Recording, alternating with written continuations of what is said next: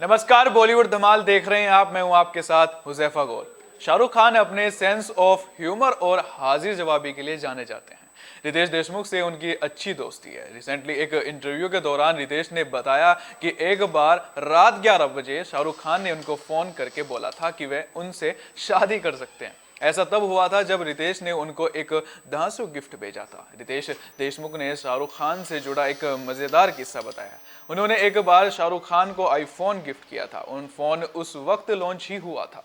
Shahrukh Khan phone पाकर काफी खुश हुए थे। रितेश ने बताया, मैं मुंबई के उन पहले लोगों में से रहा हूँ जिनके पास उस वक्त 2 आईफोन थे, क्योंकि उस वक्त कोई अमेरिका से आ रहा था। वो मेरे लिए फोन लेके आया। जिस दिन फोन लॉन्च हुआ उस दिन मेरे हाथ में था। रितेश बोले, शाहरुख खान टेक्नोलॉजी लवर हैं। उन्हें लगा कि वे खुश हो जाएंगे तो एक फोन शाहरुख को भेज दिया। रितेश बताते हैं, शाहरुख फोन पाकर बहुत ज़्यादा खुश थे और इसकी बहुत तारीफ की। मुझे रात में 11 बजे फ़ोन करके बोले, मैं तुमसे शादी करने के लिए तैयार हूँ। रितेश देशमुख क्वालिफाइड आर्किटेक्ट भी हैं। उन्होंने बताया कि मैंने शाहरुख का रेड चिली एंटरटेनमेंट ऑफिस भी डिज़ाइन किया। रितेश इस बारे में बताते हैं, मैं शाहरुख खान का ज़बरदस्त फ़ैन हूँ और इससे बड़ा मौका मेरे लिए क्या हो सकता है। रितेश ने शाहरुख से कहा, मैं बेटर आर्किटेक्ट लाऊंगा, उनके साथ मिलकर काम करूंगा और वैसे ऑफिस तैयार करके दूंगा जैसा आप चाहते हैं। इस पर शाहरुख बोले, बेटर मैं भी ला सकता हूं, पर मैं चाहता हूं कि तू डिजाइन करे। मैं तुझे पसंद करता हूं।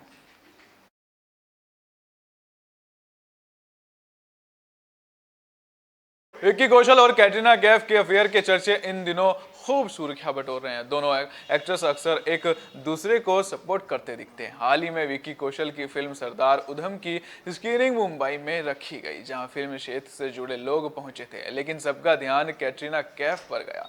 कैटरीना ने कहा, मौजूद फोटोग्राफर्स को पोज भी दिए। स्क्रीनिंग के दौरान का एक वीडियो वायरल हो रहा है जिसमें विक्की कौशल कैटरीना कैफ से गले मिलते दिख रहे हैं। उसके आगे कियारा आडवाणी खड़ी हैं, पास में सिद्धार्थ मल्होत्रा भी हैं। विक्की और कैटरीना का ये वीडियो देख फैंस काफी एक्साइटेड हो गए हैं। फैंस ने उन्हें नया नाम विक कैट भी दिया है। विक्की से गले मिलने के बाद कैटरीना अपने दोस्त सिद्धार्थ से मुलाकात करती हैं। अभी तक भले ही विक्की और कैटरीना ने अपने अफेयर की खबरों पर कुछ नहीं कहा है, लेकिन दोनों की केमिस्ट्री को कुछ और ही बयां करती है। अनिल कपूर की बेटी रिया कपूर की शादी कुछ ही महीने पहले हुई है। रिया की शादी भी चर्चा में रही थी। उन्होंने अपनी बहन सोनम कपूर की तरह ट्रेडिशनल लाल जोड़े और धूमधाम के साथ शादी नहीं की थी। इस बार रिया का पहला करवा चौथ आने वाला है। इससे पहले उनका इंस्टाग्राम पोस्ट सुर्खियों में है। रिया ने इसमें लिखा है कि वे करवा चौथ में यकीन नहीं रखती हैं। रिया ने लिखा, मेरे पास करवा चौथ गिफ्टिंग और कोलेब्रेशन के लिए ना आए। इस पर मैं और करण यकीन नहीं करते। हम उन कपल्स का सम्मान करते हैं जो इसे मानते हैं और उनके साथ त्योहार का मजा ले सकते हैं, लेकिन यह मेरे लिए या हमारे लिए नहीं है, इसलिए मैं ऐसा कुछ प्रमोट नहीं कर सकती जिस पर यकीन ना करो, और ये जिस मनसा से मनाते हैं उस पर भी सहमत नहीं हूँ। अब मुझे लगता है कि अगर हम अपनी और एक दूसरे की केयर करते हैं तो हमें अच्छा रहना चाहिए। मैं यह सब सिर्फ इसलिए लिख रही हूँ कि कुछ ऐसे ही अजनबी लोगों को मुझे ये समझाने की पड़ी है कि मैं पागलपन कर रही हूँ, मुझे ये करना चाहिए। ये मेरा पहला करवा चौथ है। नहीं, शुक्रिया, आगे बढ़े। अगर आपने ये पढ़ लिया है तो ये बकवास बताने के लिए शुक्रिया। ये सब रिया ने कहा। उम्मीद है आपने अपने संडे का मजा लिया होगा। रिया और करण कुछ दिन पहले ही अपने हनीमून से लौटे हैं। रिपोर्ट्स के मुताबिक करण और रिया करीब 12 साल से एक दूसरे को जानते थे। उनकी शादी में सिर्फ परिवार के लोग शामिल हुए थे। बता दें कि रिया की मां सुनीता कपूर करवा चौथ धूमधाम से मनाती है। उनका यहाँ पार्टी में कई सेलेब्स शामिल होते हैं। शिल्पा शेट्टी को भी उनके घर पर मनाते हुए देखा गया था।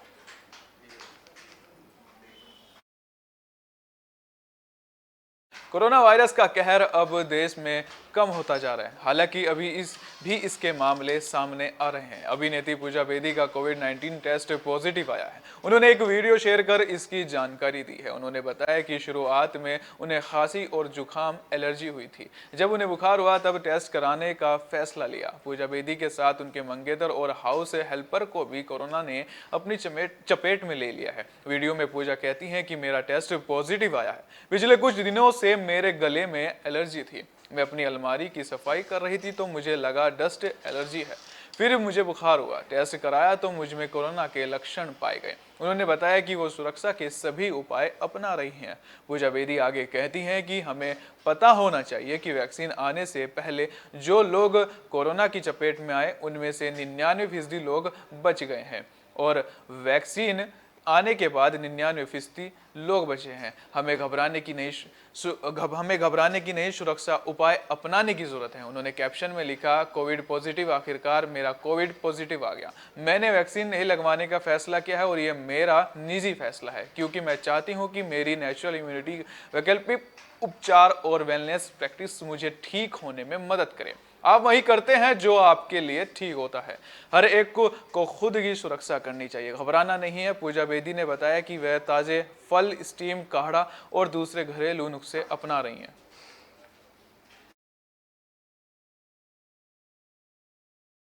नीना गुप्ता की जिंदगी काफी उतार चढ़ाव भरी रही है। वक्त चाहे जैसा हो, नीना हमेशा खुली किताब की तरह रही है। उनकी लव लाइफ के बारे में तो सभी जानते हैं। अब उन्होंने अपने बचपन की आप बीती बताई, जब एक डॉक्टर और दर्जी ने उनका शोषण किया, लेकिन वह यह बात अपनी माँ को नहीं बता पाई। उन्हें लगता था कि उसमें उन्हीं को दोष दिया जाएगा। नीना उस वक्त स्कूल में पढ़ती थी। उन्होंने अपनी ऑटोबायोग्राफी सच कहूँ तो मैं इसका जिक्र किया है। नीना डॉक्टर के पास अपने भाई के साथ गई थी जो कि वेटिंग रूम में बैठा था जबकि वह अंदर थी। एक्ट्रेस लिखती हैं कि डॉक्टर ने मेरी आंख की जांच शुरू की और अचानक वह अन्य जगह पर चेक करने लगा जिसका मेरी आंख से कोई ताल्लुक नहीं था। जब यह सब हो रहा था मैं बहुत डर गई थी। पूरे घर में मुझे खुद से नफरत हो रही थी।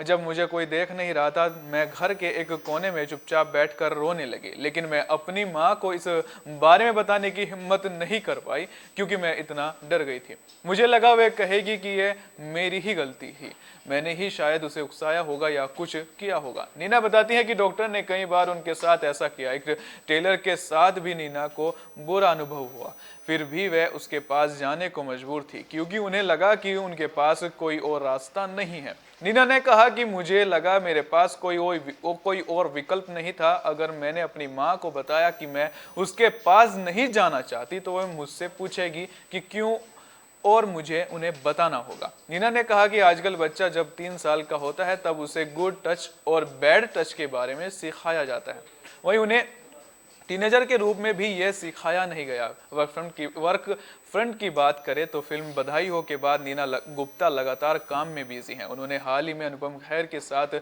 शिव शास्त्री बालबोआ की शूटिंग खत्म की है। वे अमिताभ बच्चन के साथ फिल्म गुड बाय में नजर आएंगी। इसके अलावा वेब सीरीज पंचायत 2 और मसाबा 2 कर रही हैं। काम के एतबार से वो काफी बिजी हैं।